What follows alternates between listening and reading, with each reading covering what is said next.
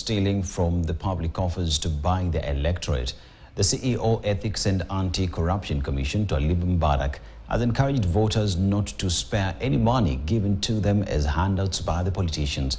Speaking at Pwani University in Kilifi County during a public lecture on youth and governance in Kenya, Mombasa has added that corruption has been a major challenge that has hindered development. Let's listen in. The politics is the engine, the fuel for politics is corruption. So, who can address this problem?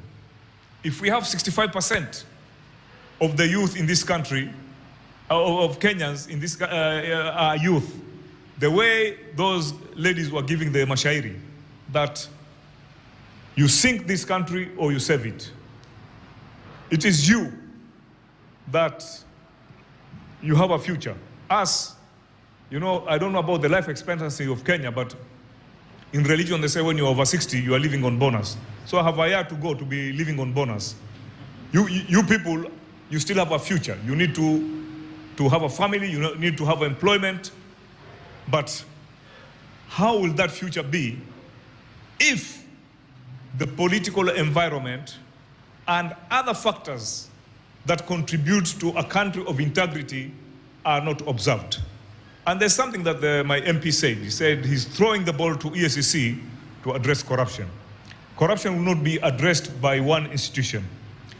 Corruption will be addressed in what you call, if people stop misusing the youth, if people capture the electoral process because of money and influence, and if we weaken our institutions that are not strengthened, and we are talking of a framework of a triangle. I don't know whether, Professor, you teach criminology here. You should introduce. Criminology is a very interesting subject. There's a triangle in criminology which talks about what fuels crime. There's opportunity. Wewe umetoka nyumbani kwako umeenda harusi hujafunga mlango na mtu anajua uko na madhahabu, anaona bibi yako akitoka amevaa madhahabu, they will go in because there's an opportunity and you did not lock. There is the motivation and there is the reward. If you curtail one, that one address crime.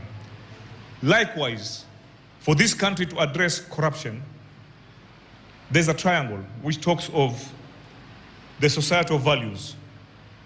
At the top is societal values. On my left, the political culture. And then on my right, the institutions. Let's go to... And yes, indeed.